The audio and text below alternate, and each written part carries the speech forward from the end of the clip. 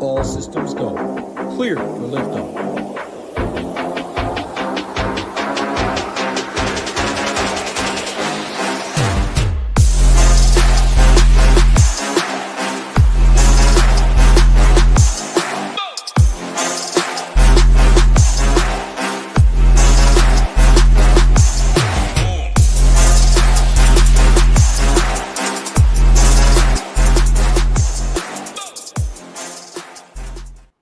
Yo, what's going on, golf fans? It's your boy, GS Luke, here with our Round 4 Showdown stream for the 3M Open. Going to get you guys ready for all of your exposure, with a look at some strategy for tomorrow. We'll also talk about some weather, some shots gained metrics, and building a player pool, as well as any questions that you've got for me in the chat. But over this next 15 to 20 minutes, going to go over everything that you need for tomorrow, to lay the foundation and get your research process started. But anything on top of that you're curious about, maybe it's process-based, player pool-based, feel free to go ahead and let me know, and let's have ourselves a Sunday. So the first things first, let's look at the golf course for round 3, which played a little bit easier in the morning, which was to be expected with the winds kicking up. Also, the golf course firming out a little bit, but probably not going to be the case for Sunday. So even though it was about a 0.9 to even a stroke advantage today, tomorrow looks a lot flatter. So a lot of that was the winds kicking up. In fact, if we take a look at the hourly weather forecast, it was a lot more significant wind in the afternoon. And though the sustained winds only went up like 4, maybe 5 miles an hour, the wind gusts were a lot stronger in the afternoon wave. And you saw players missing more greens,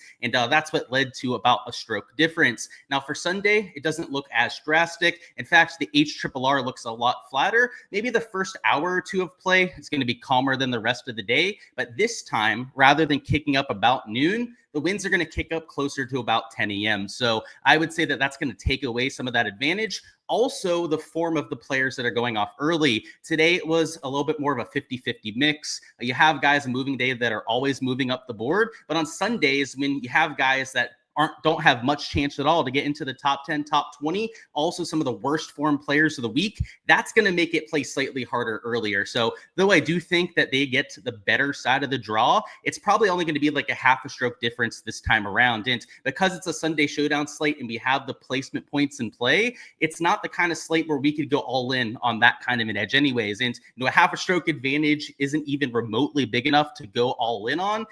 So it ends up playing pretty flat, I'd say, for your Sunday exposure. Still going to need 2, 3, maybe even 4 guys going off later for the placement points, but don't be shy about some mid to early starters, particularly if you're in large field GPPs and need to get some ownership leverage, which speaking of, let's go through the ownership side of things now. And we're going to go through the top 10 highest owned players on the slate. And these are per my projections. So I've got the top 10 players on here, which are all almost at the top end of the board, which makes sense given that it's Sunday. And because it is a Sunday showdown slate and we have the placement points, you have to play guys that are starting in the top 5, top 10. Now, that doesn't mean that you have to have somebody in the top 5, top 10 in every single one of your 6 spots. But again, in at least 2 or 3, maybe even 4 of those 6 spots, you're going to need players that are towards the top end of the board. So the result of that is that the ownership is extremely predictable. Akshay Bhatia I have as the highest owned player at -18. Chris Gotterup, even though he's only at -16, I still have getting ownership, mostly because people have to spend all of their salary. And with this form over the last month,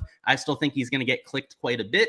But in general, it's almost directly correlated to where those players are starting. So a Thorbjørn Olesen, even though he's an 8K range player, because he's tied for the lead, I have him at nearly 30%. Kurt Kitayama, Jake Knapp, all of these guys that are starting with the placement points, you're going to be taking at an inflated number, which makes them harder plays, but you cannot avoid this whole top end of the board. It just means that if you're going to use somebody that's starting in that position, that you're going to have to commit even more so to them tomorrow to get that leverage against the rest of the field. So despite the ownership, you're going to see me, if you guys are on my Patreon page, my player pool is not blacked out on that version, that there's still quite a few players towards the top that I'm using. In fact, like I got her up in Akshay Bhatia, some of your highest owned players that you have on here are still making their way into quite a few of my lineups. And it doesn't stop there, right? You still have a lot of chalk for the guys at -15, the -14s that are just beyond this marker here.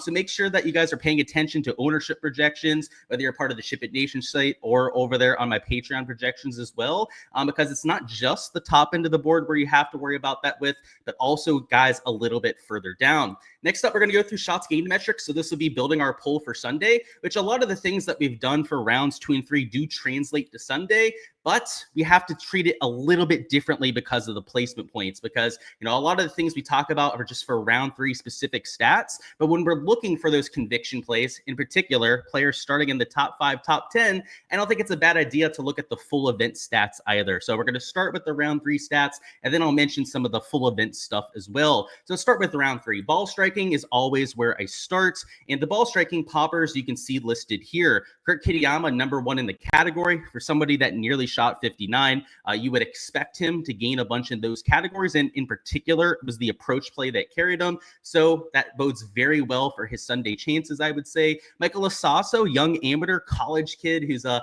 the top of the college game right now. He went out there, hit all 18 greens. Also posted one of the best ball striking days of the entire round. Jesper Svensson, Nate Lashley, Noah Goodwin, you name it. All of these guys that gained over 2 strokes ball striking are going to get a really big boost in my projections and have already on my projections. And then even these 1.5 to 1 stroke guys that were just solid in both categories, I'd much prefer over guys that lost or even were just neutral in the 2 ball striking categories. And if you're newer to golf, ball striking is just combining off the tee on approach. And the reason why we start there, and it's our main focus, at least from the shots gained perspective, is that this is the most consistent part of golf from day to day. So these guys that were hitting the ball well round 3, we're going to take a look at some of the full event stuff as well, particularly with those conviction plays. Those are the guys I have the most confidence in heading into Sunday. And I also like to take a look at some of the short game stats as well. So we'll take a look at the putting. So putting can be a little bit come and go. So we mentioned Taylor Montgomery as a bounce back candidate. Well, guess who was number 1 in shots gained putting? That was your guy, best putter in the world, T. Monty, that got the job done. And just to show you this kind of volatility, he did gain those 3 strokes today. Day before, he lost 1.3 strokes putting. So that's why when we look at these round 3 stats and we sort it by the best players, it's not always a good thing to see guys into the dark green over here. So while the off the tee approach is more consistent, the short game, which entails the around the green and putting, is where you see more of that chaos. So for example, Cam Champ, Alex Smalley, Goddard, Salinda, all these players that were heavily into the dark green don't really get a boost in my modeling. Now, that doesn't mean that they're getting a downgrade either, right? It's kind of just neutral in those kind of scenarios, because if they still had solid ball striking stats, I could see myself getting to them or even boosting them up in some of my projections. But if they had lousy or even just mediocre shots gained ball striking and were all short game stats, then that's something that I'm going to have a hard time supporting for round 4. So you can see some of the putting poppers. We already mentioned a few in the dark green, but same thing around the green. These guys that gained over a stroke, especially the guys that gained a stroke and a half, 2 strokes in the around the green categories, it means that they chipped in once or even twice on the round, which is extremely hard to reproduce in back-to-back days. So for example, an Akshay Bhatia, a Joseph Ramlett, a Max Homa are players that you want to take a look at or two, and maybe a few of the other rounds before you consider using them for round 4. And, I kind of hinted at it before, but that's something we have to talk about as well, is using the full event stats. So if we go back to we use all 54 holes, it can really help us with trying to find our conviction play. So just like round 3, where the ball striking is really what I want to see, it's the same thing for the full event stuff. The ball striking poppers are the players that, in my opinion, have the best chance to keep it going. So Jake Knapp, number 1 in that category. You have Olesen also gaining over 7 strokes in the category as well. Kurt Kitayama, 7 strokes between those two. A Pearson Coody, a Jesper Svensson over the 6 shots gained mark are all worthy of a little bit of extra attention. And shout out to Nate Lashley. He's actually number 1 in the field in shots gained ball striking. 8.3 strokes over the first 54 holes. So it's not 1-to-1. You still have to look at ownership. You still have to consider some narratives. PGA DFS is a very complicated puzzle. So it's not like just using these alone is going to give you the absolute nuts, but it is a good starting point, and it's a really good way to, lay the foundation for your research, right? It can be one of even the bigger data points that you're using. But if there's something like round 4 historical, we have that on the SHIPIT Nation Stone that gets you onto a few players too. Don't be shy about doing that, or even incorporating a few things that I maybe haven't even done before myself. I know I always hear people with some crazy stuff that they're using for the showdown process that oftentimes ends up working out. Like round 2 and 3 historical, I've heard people using putting stats, and again, a lot of stuff I'm probably not even aware of at this point. So don't be shy at all to make your process your own and to incorporate some of your own stats for why you're getting on players. And you've got the ball striking stats, short game regression candidates as well. So I know we looked at the poppers around the green and putting, but guys that lost a whole bunch of strokes putting but were decent elsewhere could be a little bit of a bounce back candidate. So just like it's variant in the wrong direction like it was for Montgomery, the next day he ended up gaining the 3 strokes putting. So for example, somebody like a Taylor Pendrith who was decent ball striking, gained 0.7 strokes and lost 3.5 putting. Well, that's somebody that even if he's just a neutral for round 4, that is going to be a massive improvement from round to round. Antoine Rosner fits that same sort of mold. He also gained ball striking, but lost about actually almost 4 strokes in the short game categories. You could also point out a Johnny Vegas, a Thomas Rosenmuller would fit that same kind of mold. And the beauty of a lot of these players is none of them are in the top 5, top 10. If you didn't have a good day, you lost 3-4 strokes putting, you're not going to have shot something like -4, -5, which is what you need to be in position for those placement points. So they're not going to give you that aspect. So that's a slight negative, but they're going to be extremely low owned. So if you're looking for GPP flyers, like the big $5 or $25 GPP, these are the great players to use at sub 5% ownership to really try and offset against the rest of the field. And around the green, you can see a lot of the same. So if you lost a bunch around the green and were decent elsewhere, so like that's Rosenmuller showing up again there, but like a Ben Silverman, even a Taylor Moore, right? I guess he gained 2 strokes putting, but like the around the green struggles probably won't happen every single round.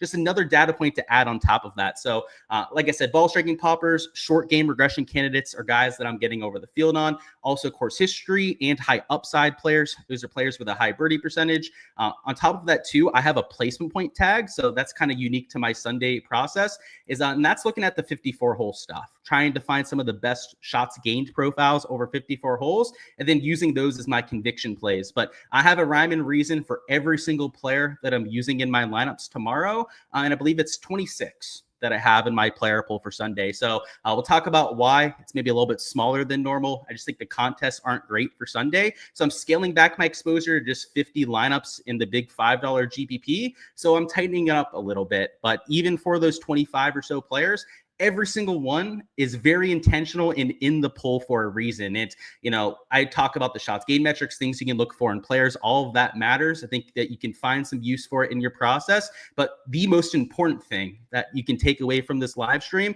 is number 1, ownership, getting different to the rest of the field. And then number 2, actually being intentional about all the decisions you're making. It would do wonders rather than just picking names out of a hat to have an idea of why you're using somebody for tomorrow's slate. So I think the notepad method, if you're somebody that's low tech, that's a really good way to do so. But if you're on a spreadsheet like mine, I'm going to bring up my spreadsheet again just to show you guys, because this is how I do it. I find it very helpful for myself and also for the content perspective. But this sort of idea where not only should you have like a player pool being built with like yeses and checks down to the players you want to use, but attach some sort of meaning to it as well. Like I've got the ball striking popper, short game regression candidates, course history, high upside. It's all delineated as clear as humanly possible, not just for my members to make it easy, to convey why I'm on certain plays, but it's for myself more than anything. That's why I started doing this in the beginning, is so that I could fact check myself, go back and figure out what's going right and what's going wrong to improve that process over time. So again, ownership really matters. That's probably number 1 to take from this. But outside of that, also having a process for finding your plays. And get a sip of coffee. We'll catch up on those player poll deep dive questions, and then we'll get into Sunday and some of our strategy and building lineups. So let's see. We got a Joseph down there. Welcome on in. We got Michael down there as well. A few people that seem to be counting on Jake Knapp. So shout out to him. Hopefully for the community, he can come through for you guys. What's going on? Wayne, we got Cody as well, who wants a deep dive on Matty Schmid. For sure. Let's go through some Matty Schmid stuff. So Matty Schmid was horrible across the board except for his around the green play. He was in contention and then fell out to -6. I was the benefit of that, so, as somebody that faded his off the tee play, but not the kind of player that, at least from the stat perspective, that you'd be counting on for Sunday. Now, there's always the or he could function. And then the thing with Matty Schmid that, at least to me, made him tempting enough for me to use him in lineups is that he's a high upside player. He's a top 50 birdie percentage player, had been playing fantastic golf through the first 36 holes. And a lot of people will overreact to what he did today and won't even consider using him in their lineups, especially because at T66, he doesn't have potential for placement points. But not every single player that gets to the nutted lineup tomorrow is going to be a placement points guy. There's going to be at least, I can guarantee you, one guy that goes off early that shoots something like -7 and cracks the slate open, if not 2 or 3 players that go out there and do so. So for me, I'm hoping Matty Schmid's one of those guys that can do it, but the shots gained metrics are as bad as they would get, I would say. What's going on, Joseph? You got tons of water on this track. I honestly don't know what that means. I'm guessing trees, huh? But yeah, it's thick out there at spots. That part of the country, especially with all the lakes they've got too, it's beautiful to say the least. William Mao is balling. Could we get a deep dive? Yeah, he's been balling over the last few weeks, right? He got that win in the alternate event, and he's continued that over the last few starts as well. Today, he was very balanced. He lost approach, which isn't great, but it was only 0.23 strokes. So it's not the worst I've ever seen. And then he gained in the other 3 categories. Overall, though, so if we go to like round two, it was ball striking heavy. Round 1, it was also pretty balanced. It's not telling us that much. Like, you put it all together, it's been a little bit putter dependent, I suppose, over the 54 holes. But when you look at it individually, it's never like there was one round where he gained like 5 strokes putting. There wasn't one round where he gained like 5 strokes on approach. He's just playing good golf. I think your assessment on him just being a stud at this point is correct. I like him quite a bit. And in fact, I'm using him for some placement points. You're in 37th in the $5 on DraftKings, and you had Hoey shoot +3. Yeah, hopefully he bounces back for you, but that's DraftKings in a nutshell, man. It's tough to take down GPPs, right? Or else everyone would be taking them down every single week. So keep at it, and hopefully tomorrow you get some run good going your way. You said, if you're sitting in 9th in the mini-max, you said, would you bet all of your golfers for an over on Sunday?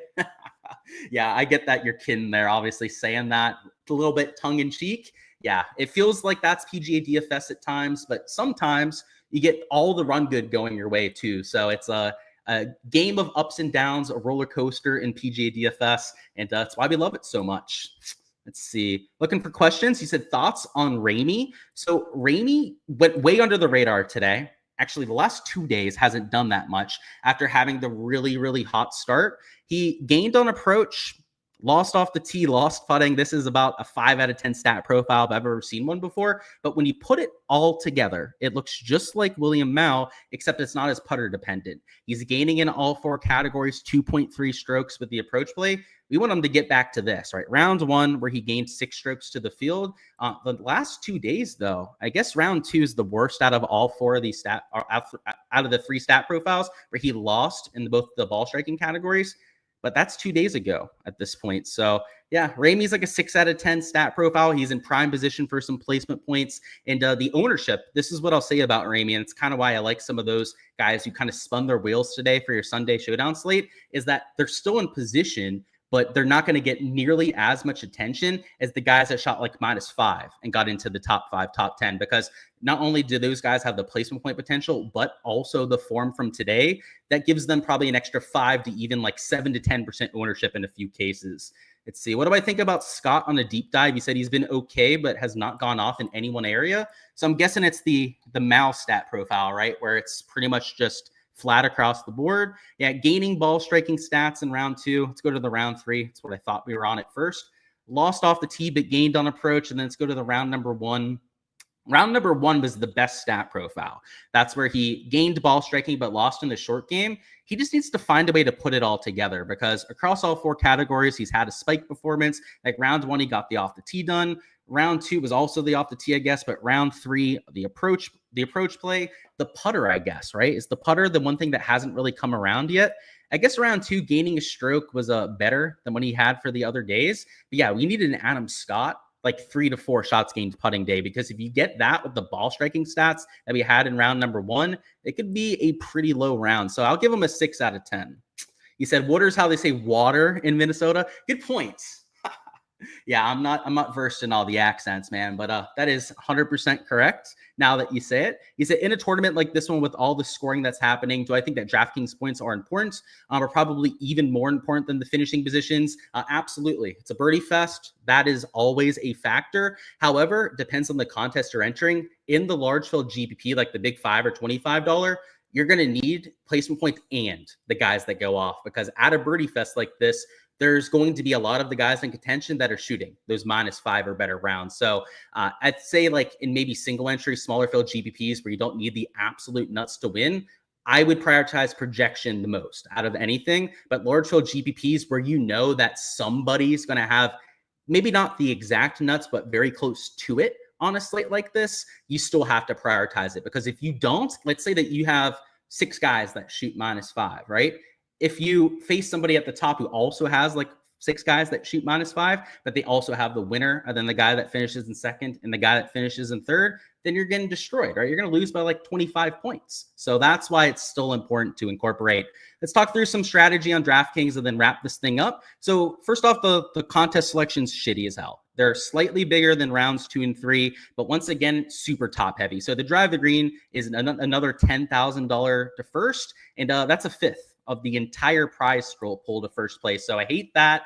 Also, the big $25 is a fourth to first. So that's why my player pool is going to be a lot smaller. Whenever they have prize pools that are so top heavy like you have in those two, there's just not as much sustainability in them and not as much interest from somebody like myself. So a lot of my exposure is going to be in like the single entries instead. This big long drive, I'll be entering with my $100, and then also the $33 single entry and the $12 single entries are almost always go-tos for me. And, you know, especially when the big $5 GPP isn't the best, I add even more exposure to some of the single entry contest. And because I'm only entering the 50 lineups this time, I may take that extra $500 that I normally play for Showdown, you know, the other 100 entries in that $5 and enter like the $250 for max. I may take at least 2 entries over there. Heck, I might even just fully max out that contest to kind of make up for it, which means that my lineup construction is going to differ a little bit. And I know I just kind of like hinted at that a little bit with Deacon's question, but in the single entries where I don't have to have the absolute nuts,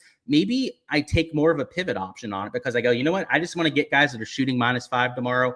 Heck, Weather Edge might even be great for getting some of those -5 rounds. I can lean into that a little bit more if I want to, but with my large field GPP exposure, which is what we're going to build for this lineup right here, you're still going to need those guys starting in the top 5, top 10. So let's do that. So right off the bat with my large field GPP lineups, I like to figure out who the hell I think is going to win this golf tournament. So I'm going to start it off and just throw in Jake Knapp right off the bat. That doesn't mean that he's like my pick to win, but he's just my pick to win for this lineup. Obviously, every lineup should be telling a different narrative. You should, especially with your player pool, kind of be thinking about that narrative as you plug in names. So let's throw him up there. Let's say that Sam Stevens maybe gives him a run for his money. And then let's throw in one more placement point guy. And let's go a little bit further down so it's not like 25% chalk for all 3 of these players. Let's make it slightly more reasonable and throw in, let's say, a Lashley at $6,700. Lashley, by the way, ball striking stats, again, number 1 in the field through the first 3 rounds. That's kind of wild for him. Now that we've got 3 guys that we can feel pretty confident about finishing in the top 5, our last 3 spots are going to be where all of our leverage is going to come in. And, you know, I'm not shy about using a leverage piece towards the top. And, you know, a leverage piece could be somebody like a Max Homa at T30, who's not finishing top 5 by the end of the week. But if he has a nuclear performance, he could sneak close to that top 10, which isn't going to give you those placement points, which is okay in a couple spots, right? We've got our 3 guys where we're worried about the placement points. We just want to get something like -5 or -6 from Homa. So let's throw him in there at $9,000. Also going to give us ever so slight differentiation rather than taking another chalky guy as our 4th man in. And then our last 2 players is really where I'm going to force this. Let's throw in a McCarty at -5. McCarty, a top 50 birdie maker on tour.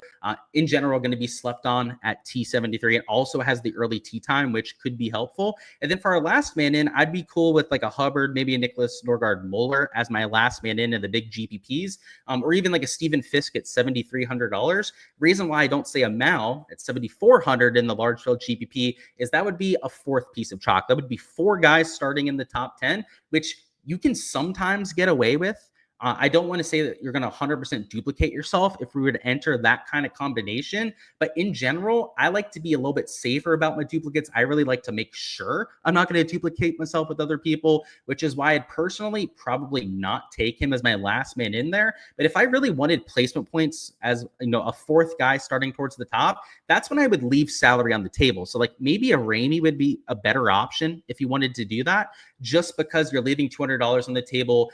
You're still running it close with a fourth piece of chalk, but any salary that you're leaving slightly lowers your chances of being a duplicate. You could even go down to Kanaya if you wanted to at that $7,200 mark. Ramey might be a better option than Kanaya if you were going to do so, though, just because Ramey will be a little bit lower owned than Kanaya is. I mean, Kanaya, you're looking at over 20% ownership, which is a way higher ownership than everyone else at the bottom end of the 7K range. But either way, those are the kind of things that you think about when you're building a large field GPP lineup. And by the way, there are multiple guys in this lineup that aren't even my player pool for tomorrow. So that was just a thought exercise. It's not necessarily a lineup that I'm going to be entering for myself. But the important aspect are the ownership considerations that we've gone throughout this thing. So that's all for the live stream, guys. Best of luck with all of your round 4 lineups. I hope to see a lot of your names and a lot of your logos towards the top end of those GPPs. For all my projections, you guys can find those on my Patreon page. They've been published over there for about 45 minutes at this point for all of my members. But that's all, guys. Appreciate you, and I'll see you guys for the content next week.